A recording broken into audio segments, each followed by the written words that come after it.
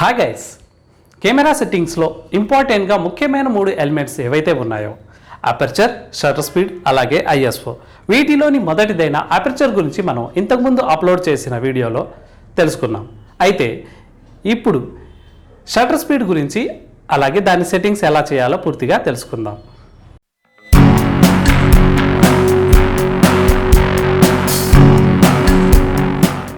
మన ఇంతకుముందు వీడియో అయిన అపర్చర్లో కెమెరా లోపలికి ఎంత అమౌంట్ ఆఫ్ లైట్ ఎంటర్ చేయాలో అది అపర్చర్ డిసైడ్ చేస్తుంది. ఆ విషయం మనకు తెలిసిందే.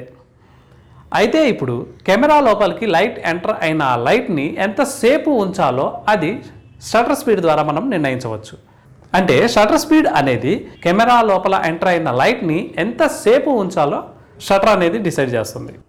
సర్క్యులర్ హోల్ ద్వారా కెమెరా లోపలకు ఎక్కువ లైట్ ఎంటర్ అయినప్పుడు దానిని మనం తక్కువ టైం వరకు మాత్రమే, అంటే అమౌంట్ ఆఫ్ లైట్ యొక్క డ్యూరేషన్ని తగ్గించి వెంటనే దాన్ని మనం క్యాప్చర్ చేస్తాం. అలాగే కెమెరా లోపలికి తక్కువ లైట్ ఎంటర్ అయినప్పుడు అమౌంట్ ఆఫ్ లైట్ యొక్క డ్యూరేషన్ని పెంచి మనం వెంటనే క్యాప్చర్ చేస్తాం.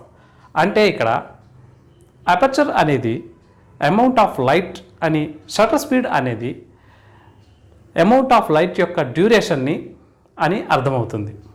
ఇప్పుడు మనం చూసినట్లయితే అమౌంట్ ఆఫ్ లైట్ని ఎలా నిర్ణయించాలో తెలుసుకున్నాం. కొన్నిసార్లు కెమెరా లోపలకు చాలా ఎక్కువ లైట్ ఎంటర్ అవుతుంది. అటువంటి సందర్భాల్లో ఎలా కంట్రోల్ చేయాలంటే డ్యూరేషన్ ఆఫ్ లైట్తో ఎంత టైం వరకు డిటర్మైన్ అవుతుందో అంటే షటర్ స్పీడ్ ద్వారా డిసైడ్ చేస్తాం. అపర్చర్ అనేది లెన్స్ లోపల, షటర్ అనేది కెమెరా బాడీకి ఉంటుంది. మనం కిటికీని ఓపెన్ చేయగానే రూమ్ లోపలికి లైట్ ఒక్కసారిగా ఎంటర్ అయినట్టు, వెంటనే మూసివేస్తే లైట్ రానట్టు ఉంటుంది కదా. అలాగే లెన్స్ నుండి కెమెరా లోపలికి లైట్ ఎంటర్ అవ్వటానికి మధ్యలో కెమెరా బాడీకి షట్టర్ ఉంటుంది. ఈ షట్టర్ని మనం ఓపెన్ చేసినప్పుడు ఒక్కసారిగా లైట్ అనేది కెమెరా లోపలికి ఎంటర్ అవుతుంది. వెంటనే మూసివేసినప్పుడు మనకు లైట్ అనేది రాకుండా ఉంటుంది. అయితే ఇక్కడ షటర్ స్పీడ్ని అర్థం చేసుకోవడానికి దానికి సంబంధించిన డినోటేషన్స్ని మనం తెలుసుకోవాలి. చూడండి, షటర్ స్పీడ్ అనేది డ్యూరేషన్తో కనెక్టెడ్ అయ్యి ఉంది. డ్యూరేషన్ అంటే టైంని మనం సెకండ్స్లో కొలుస్తాం. 1 సెకండ్ కోసం లైట్ని కెమెరా లోపలికి మనం ఎంటర్ చేయగలిగితే అది 1 సెకండ్ కోసం షటర్ స్పీడ్ అయిపోయింది. 1 సెకండ్ కోసం లైట్ని కెమెరా లోపలికి ఎంటర్ చేసినప్పుడు లైట్ ఎక్కువగా అయ్యింది అనుకుంటే అప్పుడు మనం ఆ లైట్ని అందులో సగం వరకు మాత్రమే ఎంటర్ చేయగలిగితే అప్పుడు 1/2 సెకండ్ షటర్ స్పీడ్ అయ్యింది. అయినప్పటికీ లైట్ అనేది మనకు ఎక్కువ అయింది అనిపిస్తే 1/4 1/4 సెకండ్లో 4వ వంతు మాత్రమే మనం కెమెరా లోపలికి లైట్ని ఎంటర్ చేయగలిగితే అప్పుడు 1/4 సెకండ్ షటర్ స్పీడ్. ఇదే విధంగా 1/8, 1/16, 1/30, 1/60, 1/100, 1/125 ఇలా పెంచుతూ పోతే షటర్ స్పీడ్ని మనకు కెమెరా లోపలికి లైట్ అనేది తగ్గుతూ పోతుంది.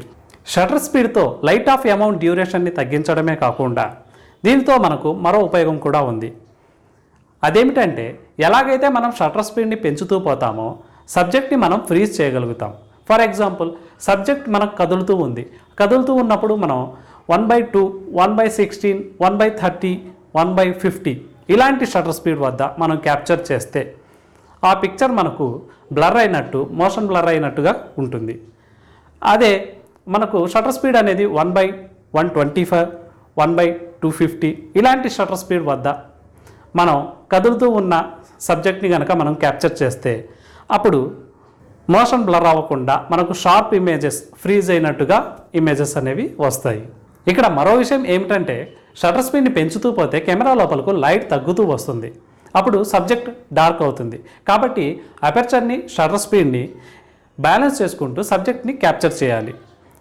దీన్ని మనం ఈజీగా అర్థం చేసుకోగలిగితే షటర్ స్పీడ్ అనేది 1 సెకండ్ ఉంది, 1/30 సెకండ్ ఉంది, అలాగే 1/8000 వరకు ఉంది. కెమెరా మీద మనకు బల్క్ మోడ్ B అని ఇవ్వబడింది. దీని ద్వారా మనం ఎక్కువసేపు షటర్ని ఓపెన్ చేసి ఉంచవచ్చు. అయితే ఈ బల్క్ మోడ్ ద్వారా కాకుండా మనం మాన్యువల్గా సెట్ చేసుకోవడం అంటే 1/2, 1/30, 1/60, 1/100, 1/125, 1/250 అండ్ సో ఆన్ 1/8000 వరకు కెమెరాని బట్టి మనం షటర్ స్పీడ్ అనేది మాన్యువల్గా సెట్ చేసుకోవచ్చు. ఈ షటర్ స్పీడ్కు సంబంధించి మరో 2 ఫ్యాక్టర్స్ ఉన్నాయి. దానిని కూడా మనం అర్థం చేసుకోవాలి. ఇందులో మొదటిది, తక్కువ లైటింగ్ కండిషన్లో ఉన్నప్పుడు మనం షటర్ స్పీడ్ని 1/30 లేదా 1/20 లేదా హాఫ్ సెకండ్ వరకు తీసుకుంటే లైటింగ్ డ్యూరేషన్ ఎక్కువ టైం ఉంటుంది కదా అని అనుకుంటాం. కానీ సబ్జెక్ట్ని మనం క్యాప్చర్ చేసేటప్పుడు మన చెయ్యి కదులుతూ ఉండవచ్చు లేదా సబ్జెక్టే కదులుతూ ఉండవచ్చు.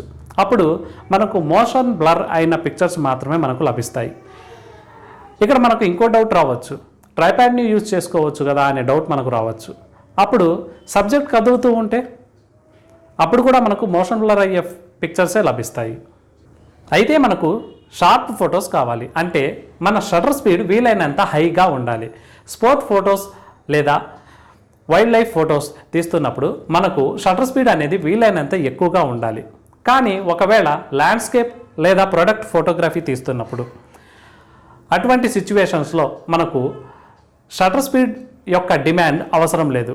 ఎందుకంటే అటువంటి సిచ్యువేషన్లో సబ్జెక్ట్ అనేది మనకు ఎటువంటి మూమెంట్ ఉండదు కాబట్టి ట్రైపాడ్ని యూజ్ చేస్తూ షటర్ స్పీడ్ని వీలైనంత తక్కువగా చేసుకొని ఫొటోస్ తీసుకోవచ్చు.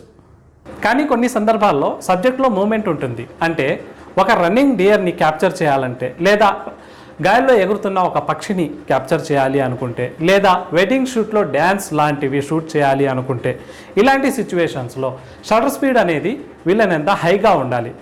ఎందుకంటే అప్పుడు అలాంటి సిచ్యువేషన్స్లో మన హ్యాండ్ షేక్ అలాగే సబ్జెక్ట్ యొక్క మూమెంట్ ఈ రెండింటిని దృష్టిలో పెట్టుకొని మనం షటర్ స్పీడ్ని నిర్ణయించాలి. 1 lighting condition, 2 camera shake, 3 subject movement. వీటి గురించి పూర్తిగా అర్థం చేసుకోగలిగితే అవసరాన్ని బట్టి మనకు కావలసిన షటర్ స్పీడ్ని మనం డిసైడ్ చేయవచ్చు.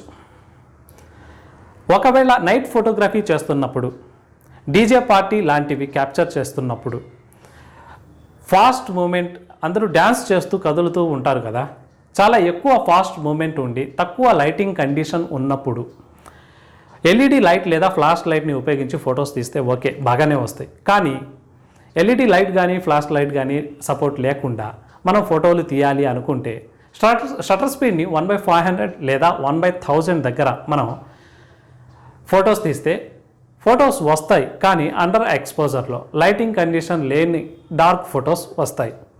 అటువంటి సందర్భంలో నేను 1.8 వద్ద అపర్చర్ పెట్టి ఫొటోస్ తీస్తాను. బ్యాక్గ్రౌండ్ బ్లర్ అయినా పర్లేదు, నాకు సబ్జెక్ట్ బాగానే వస్తుంది అనుకుంటే ఓకే.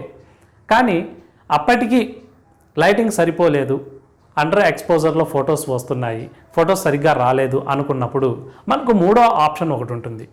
అదేమిటంటే ఐఎస్ఓ. నెక్స్ట్ వీడియోలో ఐఎస్ఓ సెట్టింగ్స్ ఎలా చేస్తారు దాని గురించి పూర్తిగా తెలుసుకుందాం. అప్పటిదాకా ఈ అపర్చర్ అలాగే షటర్ స్పీడ్ని ట్రై చేయవచ్చు. ఈ వీడియో మీ అందరికీ నచ్చింది అనుకుంటున్నాను. ఈ వీడియో మీకు నచ్చితే లైక్, షేర్ అలాగే కామెంట్ చేయండి. ఇలాంటి మరిన్ని వీడియోస్ కోసం నా ఛానల్ జస్ట్ వాచ్ యూట్యూబ్ని సబ్స్క్రైబ్ చేయండి. Thank you for watching. Have a nice day. Keep smiling.